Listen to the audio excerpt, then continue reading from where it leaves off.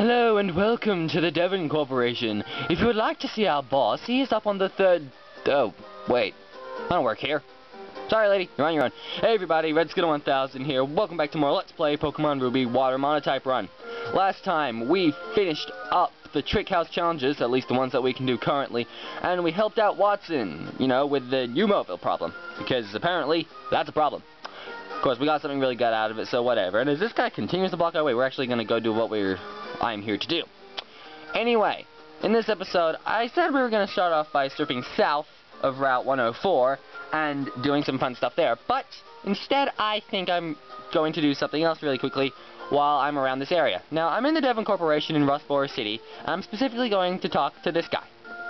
I've been trying to develop a device that resurrects Pokemon from fossils, and it's working. Wait, that thing you have there, is that a Pokemon fossil? Would you like to bring that Pokemon back to life? I can with my newly developed Fossil Regenerator. Yeah, sure, why not? Excellent, let's do this right away. So, with usual fossil regenerations, you gotta leave and come back. So, we're gonna leave, exit the building, and then we're gonna go back in, because apparently fossils can be revived that quickly if you just do that. Thanks for waiting. The fossilized Pokemon has been brought back to life. Fossil was an ancient Pokemon. Anorith it was. We get Anorith! Yay! Like I said, it's a rock bug type. Evolves into Armaldo at level 40. If you got the root fossil, you'd resurrect it into a Lileep, which is a rock grass type, which would evolve into Cradily at level 40. So yes, rock bug type, rock grass type, take your pick. Anyway, I'm going to go back and get my Zigzagoon from the PC, also show how the PC works. Have I shown how the PC works? I don't know if I have, but I will now. So you can turn on the PC. If you go to someone's PC, because I never actually spoke to the person who the PC is named after, go me. You can go to Move Pokemon, there's the egg. Now you can move a Pokemon into your party and switch it with a Pokemon that's in your party, and do that. You can also blatantly deposit Pokemon and withdraw Pokemon. But honestly, I think Move Pokemon is just the easier option. So yes, now that we've done that, before we go surfing south of Route 104, like I said, there's another little area I want to explore. Now, we're here on Route 115. This is also the area south of Meteor Falls. But now that we have surf, we can do a little exploring. Yes, I would love to surf. We surf on Water Wings. And if we just go up here, we can actually get back to this little area that is actually south of Meteor Falls. So, if you want to get back to Meteor Falls, here's a quick way. And we will be going back to Meteor Falls, but we need a different move. So we're not going to go back there yet, but we will go back there because there's more to Meteor Falls. We just can't explore it all yet. Now, if we come up here, here's a little area. You know, you can make secret bases here using trees or indents in the walls. But yeah, just a little area that you may know about, you may not know about. But yes, there are a couple of trainers up here and also a couple of items you can pick up. So I wanted to show this off. So we're gonna be fighting Black Belt Koichi. Strange name, Koichi. Koichi. I don't know. Is that Japanese or something? I don't know. Oh well. Yeah. Critical hit. Eat it, Machop. So anyway, I probably should mention something. Probably should mention that this is actually my second time recording this episode because I recorded this episode, but honestly, I didn't like it. The commentary in it was just, like, seriously, more than usual, actually, but seriously, it was just not good commentary, so, honestly, I thought to myself, I gotta do it again. So, yes, and, normally this wouldn't be a big deal, but I had to redo the events of Part 20 to, get back up to this point, because that was pretty much the best option. So, yes, if my experience/levels seem a bit different, that is why. Here's the other trainer. You seem rather capable. Let me keep you company. Yes. There are more trainers on this little spot in Emerald, I know that, but either way. Expert Timothy. Ah, Timothy. Sounds such like a royal name, Timothy, and he's got a big, fat Hariyama. Ow. Yeah, fake out. Yeah, you can fake me out all you want, whatever, dude. That move becomes useless after the first turn. Useless! Oh, ha ha ha ha ha! Ha ha ha ha! Haha, Vital Throw, what that is, it's a fighting type move with 70 base power. It's got decreased priority, so it will usually always go second, but if it does go second, it will never miss. No miss. No, no, no, no, no, no, no. The only way it can miss is if it goes first, which is a really unlikely scenario, but can happen if, say, you're fighting another Hariyama who uses Vital Throw and you just happen to be faster. Anyway, we take down the Hariyama with Water Wings because Water Wings is a beast like that. And Betsy gains some experience and grows some levels. Words are all over the place. And there we go. Now in this, there are some kelpsy berries. I believe they're just Pokeblock ingredients, but I'm not sure if you can find kelpsy berries anywhere else, so it's worth coming here. And there's also grass here. I know in this grass you can find wild Swellow, which is the evolved form of Tailo. You can also find Swablu, apparently. And I think you can find Jigglypuff in here, but don't quote me on that. I'm not gonna bother searching around until I find one, because that just, waste my time, waste your time, waste everyone's time, so let's not do that. But I'm pretty sure you can find Jigglypuff in that grass. Anyway, that's TMO1, which is Focus Punch. I didn't do a very good job in explaining it in Norman's, the battle with Norman, but, it's a fighting type move with 150 base power, and, 100 accuracy, but it's sort of like gimmicked. Pretty much what happens is at the start, if you use Focus Punch at the start of the turn, it'll say you are tightening your focus. And after that, your opponent makes a move. Now if he hits you, then you lose your focus and you can't move. However, if he misses, uses some sort of stat move, or basically does anything else other than uses a move that directly damages you, you'll unleash your Focus Punch, and it's a 150 base power fighting type move, so resist it or not, that thing's gonna hurt badly. So anyway, yes, we picked up an iron, because more testicles means more iron. Yes, I quoted The Simpsons. Yeah, I like quoting things. It's fun. Yeah, I wish we could fly, seriously. I'll tell you, at this point in other games we could fly, but no, in Ruby Sapphire they just said, you can't fly yet. We're going to make it a long time before you can fly, and it's just like, come on, let me fly already. I'm just going to go this way. Avoid surfing in too much water, because I'm too lazy to put up a rappel. Okay, we're back in Rustburst City, and now we're actually going to do what I said we were going to do in the last episode, which is go south of Route 104, because there are trainers, items, and various fun stuffs. But first, just a quick detour, surf across this water right here, pick yourself up a PP up. That will raise and move PP to an extra fifth of its original PP, so 5 to 6, 10 to 12, 15 to 18, it's basic math. Because, everybody loves math, right? Right? Not quite right.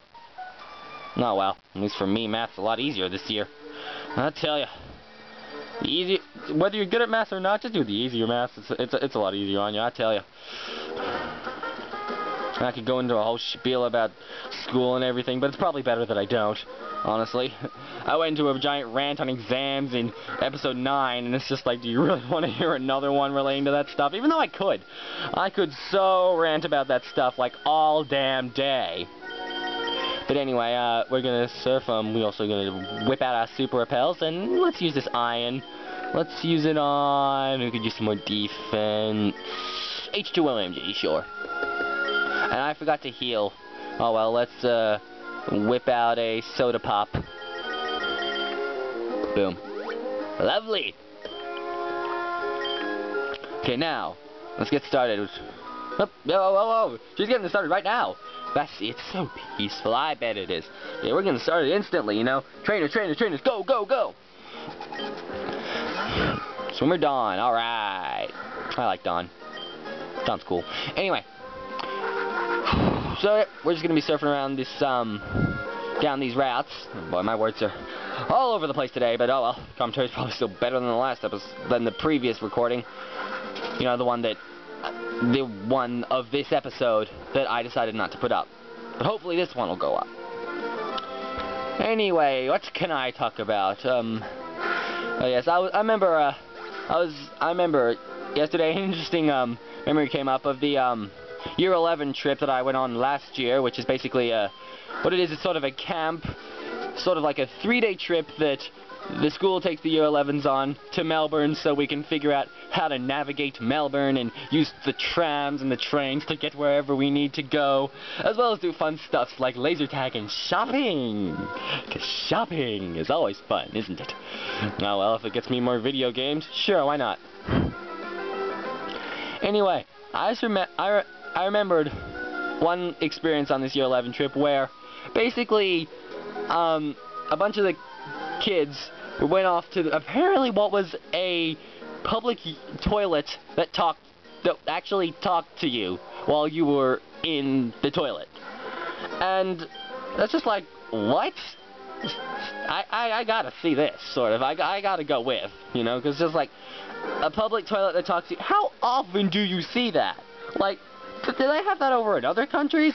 And honestly, do you really want a machine talking to you while you're in the bathroom?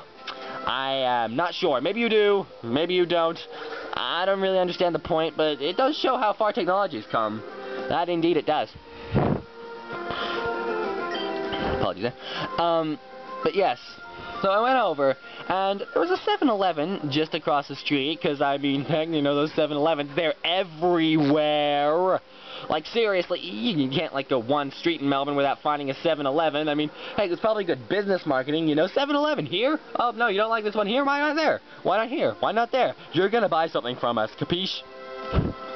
But yes, so, yeah, there's that, and I was looking over at the 7-Eleven think, damn, I need a Coca-Cola, because, trust me, I did need a Coca-Cola. I don't know why, but I just needed a Coca-Cola, boy, I tell you.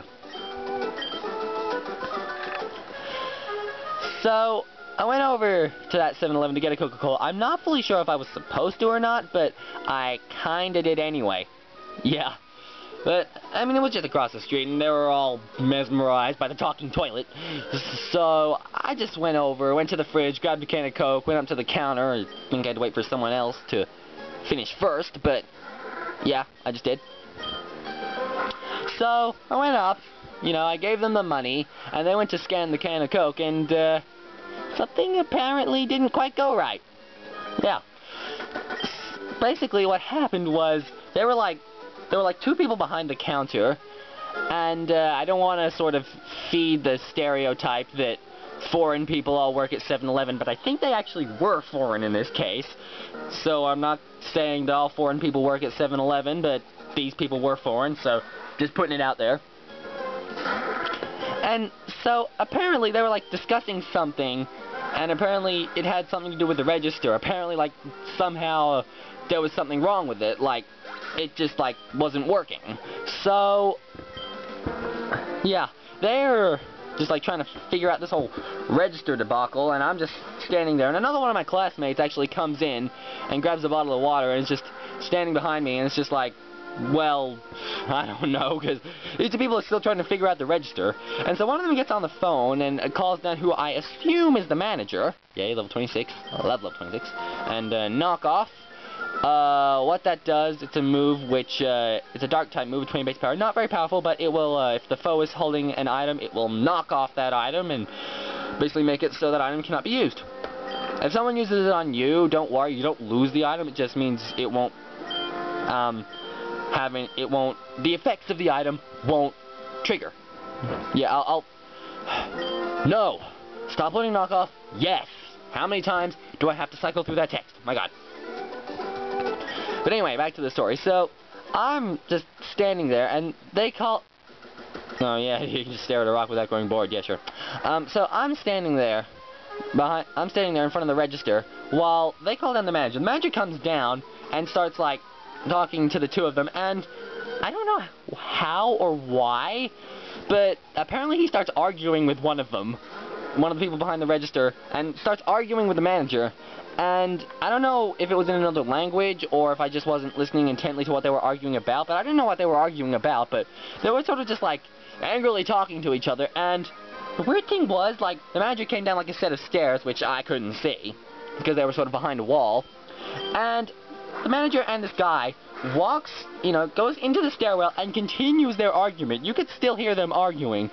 And so, it's like, well, I'm just standing there, can of Coke's on the counter, thinking, oh god, I hope my class doesn't leave without me. The classmate's just standing behind me going, I don't know if this is really worth it. But I tell you, it was worth it. I wanted that Coke. I really wanted that Coke, so I was willing to stand there till the cows came home. But yeah, so I'm just like standing there while the manager and one of the guys behind the counter is just arguing in the stairwell, and the other guy's just like trying to figure out this whole register thing, but you can just like he's like trying to figure everything out. It's just like, oh my god. It was just like pretty insane. So pretty much I was just standing there awkwardly, like, well, one of the employees had a fight with the manager and the other one was just panicking, trying to figure out this whole register thing. I tell you, and all the while I'm just going there thinking, oh boy, hopefully I don't get in trouble for, you know, going on to 7-Eleven, because I just planned to go in there, get a can of Coke, pay for it, and get out. But no, apparently all this started happening, and it's just like, oh shoot, man. I tell you, eventually I did get my can of Coke, and my friend did get her water bottle, so there you go. And please note that this rock will be useful later, similar to the one in the desert resort. This rock will be useful later. Just not now. We can't do anything with that rock right now. It's a rock. It's just a rock. You want to see a rock? Where's my rock? Where's my rock? There it is. Let me get my rock. See this? See this? This is just a rock. Similar to that. But trust me, that rock will have a purpose. My rock does not. It's just a rock. Anyway. So yeah, that was just one of the things I just remembered from my year 11 trip. It's one of the more exciting things, and that just happened to me. I mean, what else did I do on that trip? Boy, it was the end of last year, so it wasn't like that long ago. But still, my memory of certain things is just like, I need to get a better memory, honestly. Yeah, I remember we went laser tagging. Like, I'd never been laser tagging before we went laser tagging on that trip, so I'm just thinking, apparently everyone says this is fun, but will it actually be fun? Turns out it was fun. You know, it was in this sort of like arcade-ish style place where they had claw machines with Pokemon plushies, and I'm just like, oh my god, I want one, they're so cute! But either way, you know, it's just like claw machines, those things are always rigged. I actually won a claw machine once. What did I get from it? This. I got this from it. See this? It's Mario. Yes. Yes, I won that Mario plushie from a claw machine, although I still say they're rigged. I only won it because I sort of cheated the system. I didn't mean to cheat the system, but I kind of did. Basically, the Mario plushie was right next to the chute that, you know, the claw would drop things down and then you'd reach in to get it. But yeah, it was like right next to it, so the claw sort of grabbed the plushie, and the Mario plushie, and it sort of dragged him over the edge of the chute. Like, it didn't pick him up, take him over the chute, and drop him. No. It started picking him up, and then it let him go, but it picked him up just enough that the plushie was dragged over the edge of the chute, and then I could reach in and catch it. So I actually won a claw machine, even though I still say those things are pretty rigged. Oh well, maybe you've won a claw machine in the past the legit way. I don't know, but all I know is I saw Pokemon plushies in there, and I freaking wanted one. They had like Shaman plushies, and I'm just like, oh my god, must have Shaman plushie. Yes. But either way, we did go laser tag, and I tell you, it's actually a lot of fun. If you haven't been laser tagging, it is really fun. It's just like, it's dark, but you can still see where you're going, so you don't have to worry about, like, tripping over obstacles. But they do say don't run, you know, you're not allowed to run, which might sound like it's a bummer, but, I mean, it's fair. I mean, they don't want you, like, tripping over, bumping into other people, you know. You know, you can't just, like, bash someone with your gun or anything. No, that's obviously not allowed. I mean, you know. Ah, Mudshot. Come on, Mudshot. Seriously? Oh, well. 95% accuracy, so you can't, you know, always get what you want in the speed drop. Damn it. Come on. Let's keep this show on the road.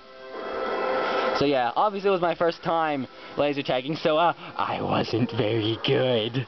But seriously, it's actually kind of fun, you know, you just stand there, because like every time you get shot, you can't shoot or be shot for like 8 seconds, so it's sort of like a recharge time. And it's just like, you know, you're just standing there waiting, hiding behind an obstacle, you're just looking at someone, you're eyeing down someone who's just like distracted, they're not focusing you, and then you wait for your gun to be ready so you can be able to shoot again, and then BAM! Pow! Right in the kisser, and then just boom! You shoot them, and they're just like, what? And it's just like, ha ha ha ha ha ha! You just got lasered by Venonat! Ha ha ha! Yes, that was the name of my vest, Venonet. Yes, anyway, we are here in Juford Town, which was basically where I wanted to go. So I'm just going to zip into the Pokemon Center. Now there's one important thing that I want from this Juford Town. Did I ever show off this guy? I like what's hip, happening, and trendy. I'm always checking it out. Listen, have you heard about this new Badly holiday? That's right, of course you know. I mean, sheesh, Badly holiday is the hottest thing and cool. Wherever you're from, Badly holiday is the biggest thing happening, right? If you say no, you can make up your own trendy phrase, but it did take me too long to think of one, so I'm just gonna say sure. Yeah, absolutely right. Badly holiday is the definition of in right now. Yeah, repels effect off, whatever. Anyway, if you go into this house, everybody here is gonna be talking about the trendy phrase, whether it be the one you invented or whether it be the one by default. So everyone here is gonna discuss Badly holiday. This whole business about Badly holiday. Isn't there a TV show on it? I don't know. Bad holidays, they could be. Anyway, if we talk to this guy will only appear after you beat the Petalburg Gym, at least I think he will. But you can't surf until you get the Petalburg Gym badge, so there you go. But anyway, if you talk to him, for me, Sludge Bomb is at the peak of popularity. It's the one. Huh? You're telling me that you don't know about Sludge Bomb? That's outright pitiful. I'll give you one. So you got TM36, which is Sludge Bomb. Poison type move, 90 base power, 100 accuracy, 10 PP, may poison. I love Sludge Bomb, but Pokemon with the Badly holiday move are in too. Yeah, there's a Badly holiday move, sure. And by sure, I mean I'm pretty sure there's not. Anyway, we are going to teach Sludge Bomb to, who do you think? It's going to go right to No Name. Betsy can learn it, but we're not going to give it to Betsy. We're going to give it to No Name, because No Name can make very good use of it. So we are going to get rid of acids. Because, you know, Sludge Bomb's 90 base power, acid's only 40, so Sludge Bomb will be a fantastic move. Yes, it will. Anyway, I believe that will be the end of the episode. So, thank you very, very much for watching. And next time on Let's Play Pokemon Ruby Water Monotype Run, we will go east. Yes, this is east, through routes 107, 108, 109. We'll fight all the trainers there, and we'll also explore a little area that, well, I want to explore because it has a TM that we're definitely going to want to pick up, as well as a few trainers, and overall it's just a cool area, so I'm definitely going to explore it. So, thank you very much for watching. If you like what you see, give me a thumbs up, leave a comment, maybe click that subscribe button if you want to see more, and leave some feedback. You know, tell me what I'm doing right, tell me what I'm doing wrong. It definitely does help since I'm pretty much just starting out, you know. And yes, again, thank you for watching, and I will see you next time for more Water Monotype Run of Pokemon Ruby goodness. Thank you, and stay juicy.